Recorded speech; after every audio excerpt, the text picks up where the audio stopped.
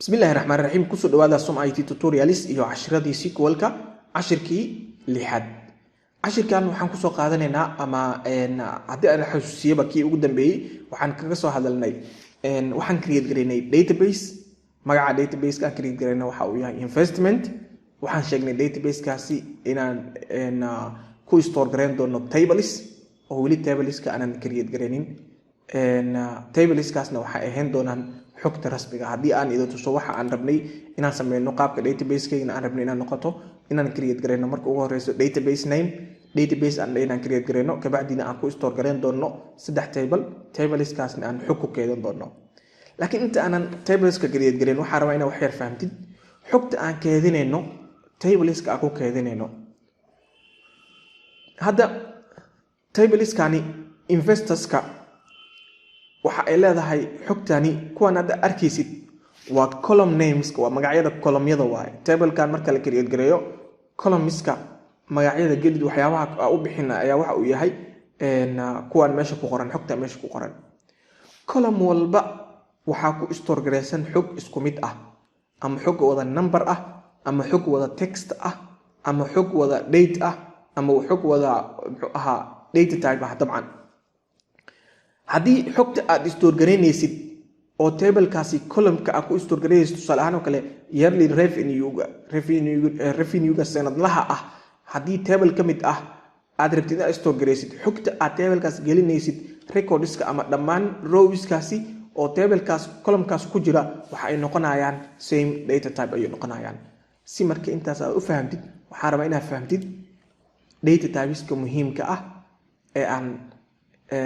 kaga hadlayno ama inta cashiradeena ama waxaan ay socdaan aan create gareynayno aan isticmaali doona arki doontid koona waxa ku baran doontaa practically laakiin waan ka hor dhaceynaa key data types ka ugu muhiimsan aan isticmaalayno maxay tahay marka text types jiraan data types ka oo waxyaabaha textiga ah ama qoraalada oo kale xarfaha isla socda ka hadla tusaale ahaan oo kale jar fixed length character string waaye xuruuf isla socota oo lengthigeeda uu fixed yahay cayman yahay hadii aad tiraahid 20 xabo 20 xuruuf oo isla eg ayaan meel ku keedinaa hadii aad tiraahid 20 kaas xuruuf hadii marka aad gelinayso aad 20 ka dhigtid error ku soo baxay hadii aad ka yareysidna inta ka dhiman waxa lagu buuxinaa spaces waxa jirta data type kale oo ah varchar waa variable length character string with a maximum length xuruf isla socoto ayaa la keedinaa ayadoo markaas la fiirinayo maximum length waxa loo sameeyaa su'aalahan oo kale hadii aad tiraahdo 100 xuruf ayaa waxa ku keedinaa column kan 100 kaas maximum length ayuu ku yahay hadii aad maximum length kaas dhaaftid error ku soo baxay hadii aad maximum length gaas aadan gaarinna spaces lagu buuxinayo oo inta aad adiga sheegatay la qaadana tusaale ahaan 100 xaruf hadaa sheegatay maximum ka inuu yahay oo aad ku store gareysid 50 xabo 50 kaas ayaa lagu store gareynaa saas ay ugu duwan tahay marka jarta inta ka dhiman spaces lagu buuxiyaa tan spaces ma ku buuxinayso textiga iyo long textiga waxa loo qaataa text of any size marka data types ka text qaadanaysa ama long text iyo waxa loo qaataa text any data type any size of text arabtina keedis maximum length malan asaga xogta arabta keenin karta intaas oo xuruuf ah waxa jirta data type kale oo ah enum data type waxa uu yahay oo dabcan standard maahan data types kan dabcan enum ka way ku kala duwanaan karaan MySQL ka qaabka ay u qorayso iyo kuwa kale sida hadda tusaalahan kale Postgres iyo waxyaabaha sadda ku arkaysid qaabka ay u qorayaan syntax way kala duwanaan karaan laakiin enum ka maxay tahay marka enum data type waxa waaye only predefined set of values ayaa la qaadanaa tusaale hadii aad dhahdid column kani xogta aad gelinaysid waxa soo qaadanaysa tusaale ahaan oo kale ereyga ah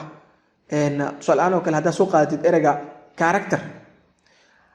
character bis ayaa geli karta hadii aad tirahdid column kaasi waxa uu aqbalaa ereygan bis ayuu aqbalaa hadii aad tirahdid character iyo maximum labadaas erey bis ayaan rabaa inaan column kan ku store gareeyo labadaas erey bis ayuu aqbalaa si aad marka u sameeysid labadaas erey character iyo maximum laba erey ayaa waxa sameeynaa ama xuruuf isla socoto ayaa waxaan sameynaa predefined inaan kasoo dhigo kaliya maahan erey shart dabcan la soco any values ayaa sameyn kartaa enum ka sameyn kartaa laakiin waa predefined set of values marka aan sameynayno oo aan practical u sameynayno arkaysa oo dabcan waa qofka create gareynayo ayaa inta badan isticmaalaya marka numeric data typeska waxay u kala baxaan integer oo loo soo gaabin karo u soo gaabin kartid int ama integer labadaas ba qaadin kartid labadan waa aqbashaa waa whole numbers waa nambarada caadiga ah number walba minus wata ama number walba plus wata oo aan wadan wax decimal point ah aan wadanin ayaa waxa integer la dhahaa laakiin hadii ogow marka aad store gareynaysid hadii aad sheegtid typekiisa inuu yahay integer oo aad number decimal ah aad siisid number decimalkaas rounding ayaa lagu sameynaa okay float real waa data type kale oo lagu store gareeyo decimal point numberska decimal iyo numericna waa data type ayagana lagu store gareeyo decimal point numberska labadan maxay ku kala duwan yihiin marka decimal iyo numerica waa nooc data loo adeegsado marka aad rabtid inaad keydisid exact decimal point numbers marka aad rabtid inaad keydisid oo tusaale ahaan oo kale inta badan waxaa loo adeegsadaa product prices oo kale marka aad rabtid inaad keydisid qiimaha oo kale product ay joogto kala arkata inaad keydisid qiimahaasi decimal point la socdo xataa in muxuu ahaa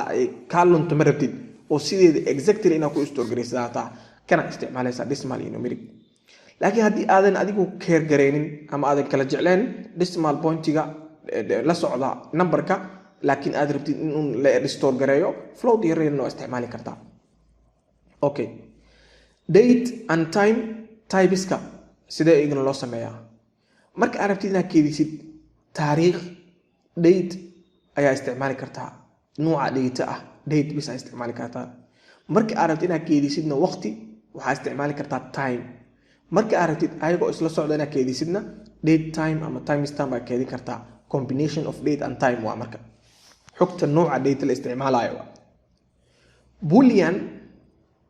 waa nooc ka mid ah data typeska oo loo adeegsado true or false values qiimaha true or false ah inaad keydisid ayaa rabtaa ama tusaale ahaan oo kale 1 ama 0 qiimahaas oo kale marka aad rabtid inaad keydisid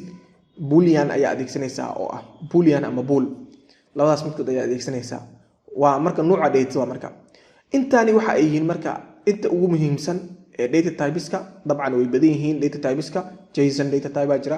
iyo waxyaabahaas oo kale anaga ma soo qaadanayno kaliya waxa soo qaadanayna kuwa muhiimka ah oo la isticmaalo oo aad baran doonto inta aan wadno marka casharada